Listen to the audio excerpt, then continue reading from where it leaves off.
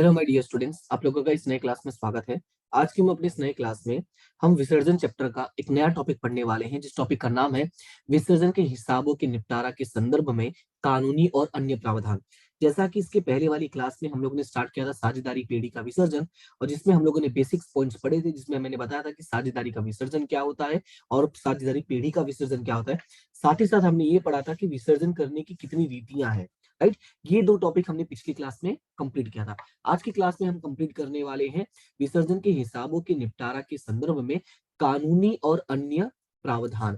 तो मैं आपको बता दूं, ये एमसीक्यू के लिए और 1 मार्क्स के लिए काफी इंपॉर्टेंट रहने वाला है।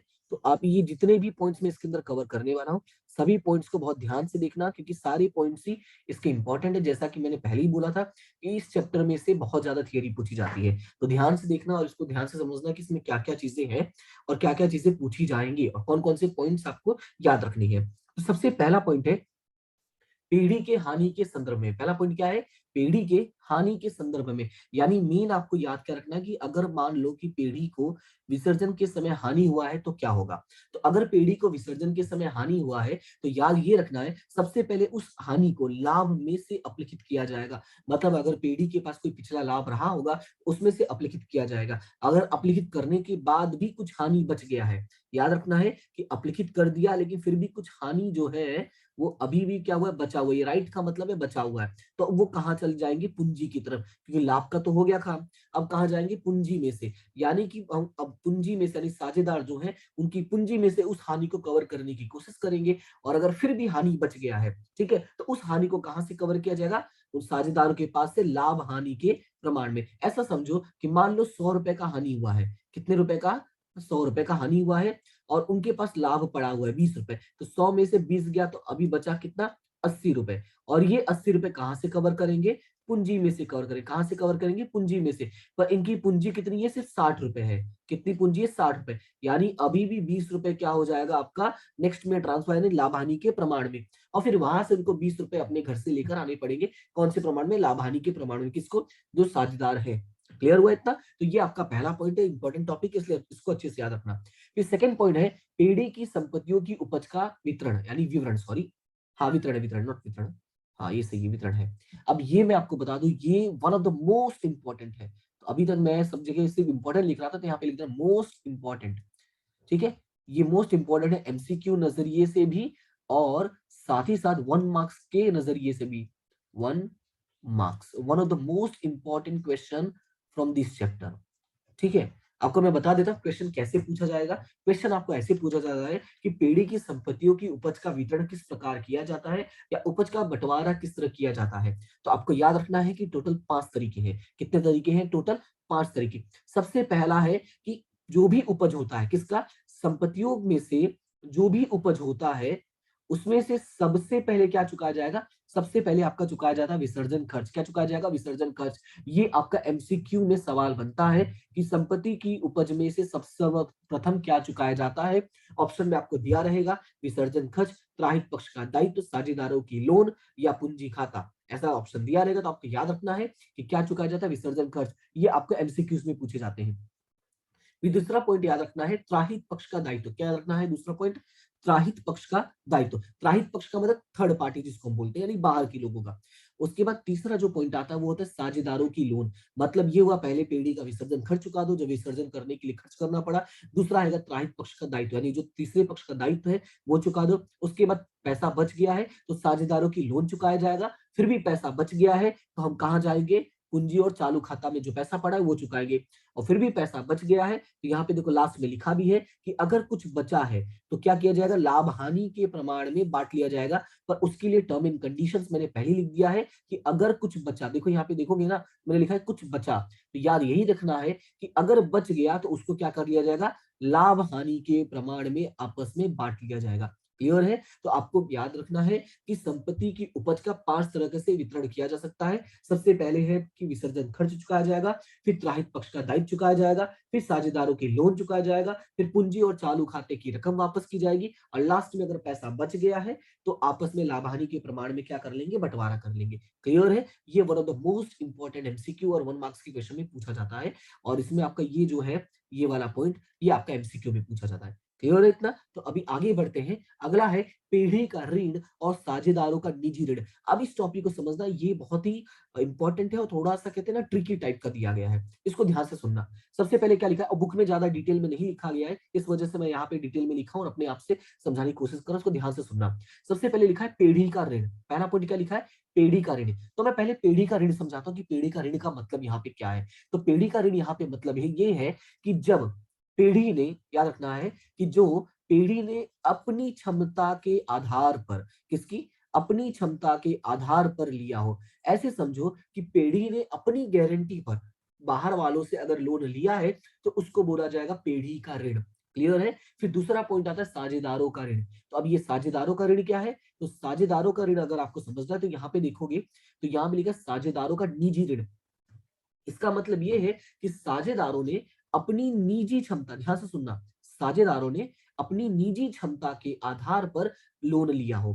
मतलब ये है कि दोनों ने ही लोन लिया है और दोनों ने ही किसके लिए लोन लिया है, पीढ़ी के लिए। ये आपको याद रखना है, दोनों ने ही लोन लिया है और दोनों ने ही किसके लिए लोन लिया है, पीढ़ी के लिए। तो इसको मैं थोड़ा ढंग से लिख देता हूं ताकि आपको याद रहे, पीढ़ी के लिए।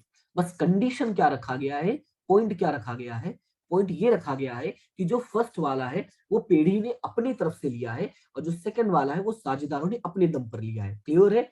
अब इसमें समझना क्या है, और इसमें दो बातें समझनी है। देखो, पहला कि जब साझेदार की निजी संपत्ति का उपयोग किया जाएगा, क्या कहा मैंने, जब साझेदार की निजी संपत्ति का उपयोग किया जाएगा, तो यहाँ पे आपको पता होना चाहिए कि निजी संपत्ति का उपयोग क्यों किया जा रहा है। तो सबसे पहले मैं आपको छोटा सा पॉइंट आपको मैं समझा देता हूं, जो आपने शायद इसके पहले फर्स्ट चैप्टर में पढ़ा भी होगा। वो पॉइंट ये है कि जो साझेदार होते हैं, ध्यान से सुनना, जो, थोड़ा राइटिंग में इसको ढंग से सुधारता हूं, ध्यान से देखना इसको।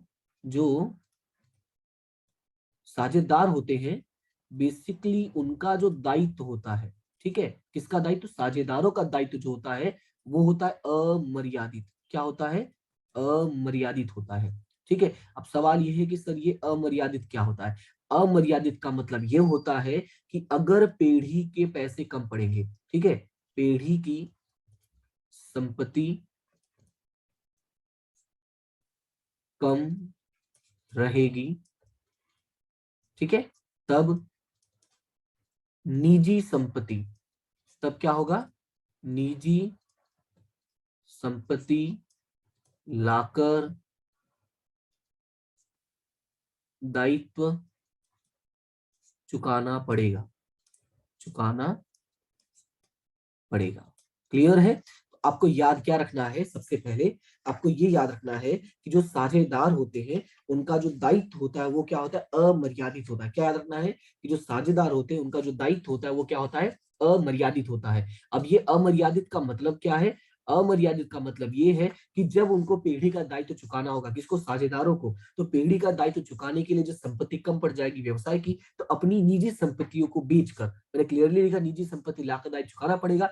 लाकर का मतलब क्या, बेचकर उनको पीढ़ी का दायित्व क्या करना पड़ेगा, चुकाना पड़ेगा। क्लियर है? ये होता है साझेदार का दायित्व अमर्यादित का मतलब।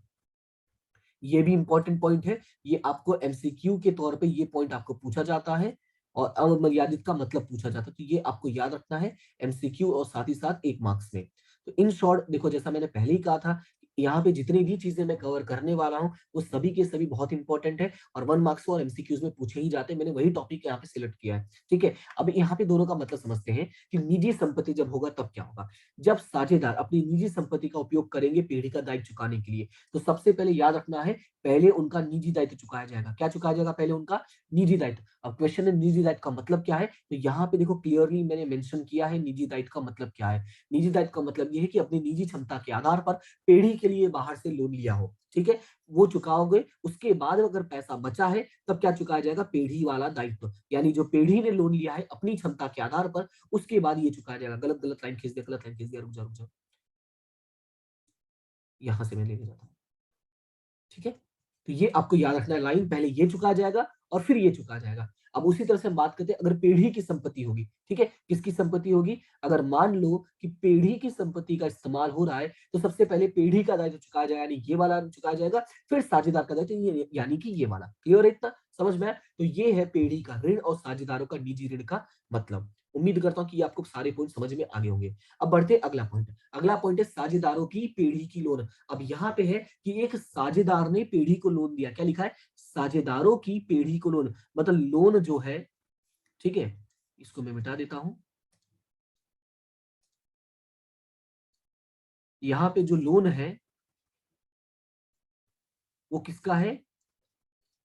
साझेदार ने दिया है। अब सवाल है किसको दिया है? तो ये किसको दिया है? पेढ़ी को। आपको याद रखना है कि साझेदार ने पेढ़ी को लोन दिया है, तब क्या होगा? तो जो पैसे आएंगे, ठीक है, जो भी पैसे आएंगे संपत्ति के उपज से, सबसे पहले क्या चुकाया जाएगा? विसर्जन खर्च। जो हमने ऊपर ही देख लिया था कि सबसे पहले क्या चुकाया जाता है? विसर्जन खर्च। फिर हमने पढ़ा था कि पेढ़ी का दायित्व चुका जाएगा। फिर क्या चुका जाएगा? पेढ़ी का दायित्व। फिर उसके बाद साझेदारों का दायित्व चुका जाएगा। क्या चुकाया जाएगा? साझेदारों का तो दायित्व। तो याद रखना है, पेढ़ी के दायित्व के बाद चुकाया जाएगा साझेदारों का दायित्व। क्लियर है इतना? और उसके बाद अगला है साझेदार की पत्नी की loan. One of the most important topic है ये, साझेदार की पत्नी की लोन। ये बहुत ज्यादा इंपॉर्टेंट है, मैंने आपको यही याद रखना है, पत्नी। और जो पत्नी की लोन है ये दो तरह से हो सकता है। एक हो सकता है स्त्री धन में से। कहां से हो सकता है? स्त्री धन में से। दूसरा हो सकता है पति की रकम में से ही। कहने का मतलब ये है कि एक में ऐसा होगा कि जो पत्नी है वो अपने पैसों में से देगी। दूसरे में ऐसा हो सकता है कि उसने जो व्यवसाय को पैसे दिए हैं, एक्चुअली वो किसके पैसे थे? पति के ही पैसे थे, उसमें से दिया है।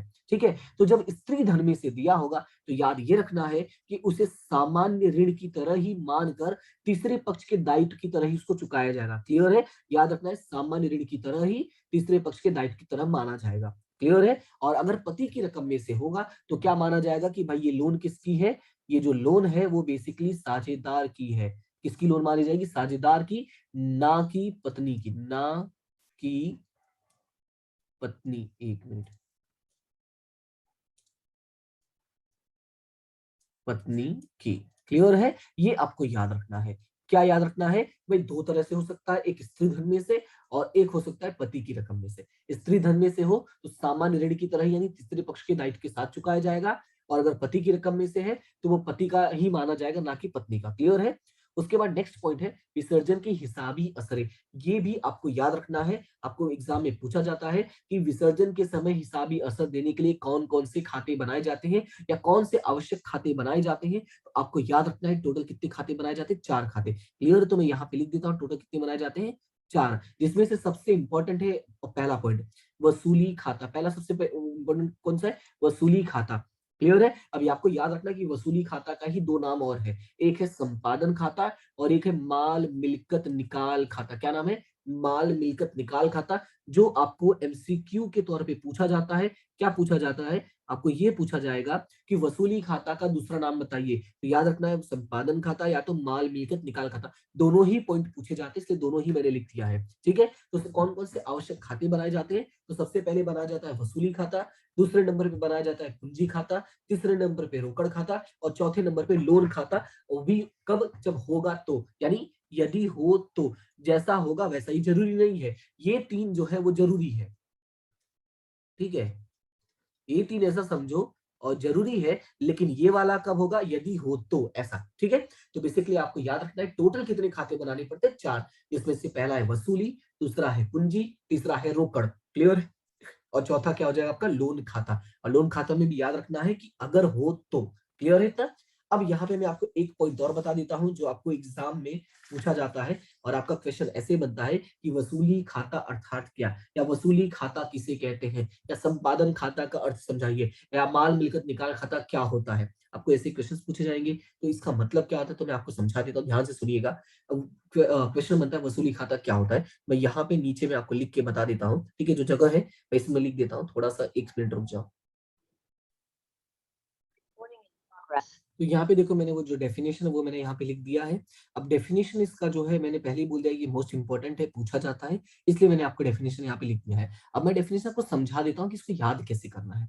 अगर आप देखोगे तो मैंने इसको 4 लाइन में लिखा, मैंने 4 लाइन में जानबूझ के लिखा है। जैसा मैंने बोला था मैं यहाँ पे लिखने वाला हूँ, फिर मैंने देखा कि भाई इसको 4 लाइन में लिखता हूँ, ज्यादा बेटर हो। कैसे? वो देखो, सबसे पहले ये जो वसूली खाता है कब बनाया जा रहा है? वसूली खाता देखो, हमने इसके पहले अभी तक 6 चैप्टर कंप्लीट किया, कहीं भी ये आया नहीं था, राइट? इसका मतलब ये एक बात तो कंफर्म है, ये कब कब बनाया जाएगा? जब पीढ़ी का विसर्जन होगा। कब बनाया जाएगा? जब पीढ़ी का क्या होगा? विसर्जन होगा। तो पहला बात आपको यही याद रखना है कि पीढ़ी के विसर्जन के समय क्या याद रखना है? पीढ़ी के विसर्जन के समय। क्लियर है इतना? और इसका अगर नाम देखोगे तो लिखा है माल, मिल्कत, निकाल खाता। मतलब माल और मिल्कत जो भी पड़ा है उसको निकाल रहे हो। मतलब ये है कि पीढ़ी की संपत्तियों और दायित्वों का क्या कर रहे हो? निपटारा कर रहे हो। क्लियर है? तो आपको याद कैसे रखना है कि पीढ़ी के विसर्जन के समय, किसके विसर्जन के समय संपत्ति और दायित्व, किसका? संपत्ति और दायित्व का क्या करने के लिए? निपटारा। जब निपटारा करोगे तो उसका जो हिसाबी असर होगा, क्या होगा उसका? हिसाबी असर। तो हिसाबी असर देने के लिए बेसिकली जो खाता तैयार किया जाता है उसी खाते को हम क्या बोलते हैं? वसूली खाता। उसी क्या बोलेंगे हम? वसूली खाता। क्लियर है इतना? इसका डेफिनेशन आपको याद कैसे रखना है कि पीढ़ी के विसर्जन के समय, जैसा मैंने आपको बात समझाया कि बेसिकली हमने अभी तक कहीं भी वसूली नहीं पढ़ा था क्योंकि कहीं भी हमने विसर्जन नहीं किया था। इसका मतलब एक बात तो कंफर्म है कि विसर्जन के समय ये खाता बनेगा। तो पीढ़ी के विसर्जन के समय क्यों बनाया जा रहा है भाई? संपत्ति और दायित्वों का निपटारा के लिए। और निपटारा करने से होगा क्या भाई? उनका हिसाबी असर भी देना पड़ेगा। तो निपटारा के लिए उनका निपटारा और उनका हिसाबी असर देने के लिए तैयार किया गया खाता अर्थात की वसूली खाता।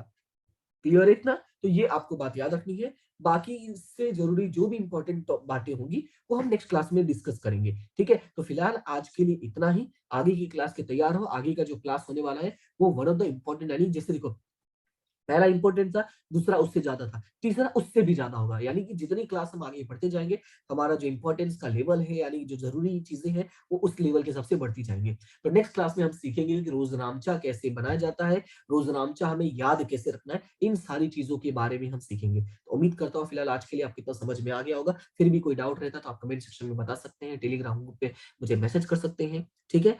तो चलते हैं, नेक्स्ट क्लास में मिलेंगे। फिलहाल आज के लिए इतना ही। Thank you so much and have a good day.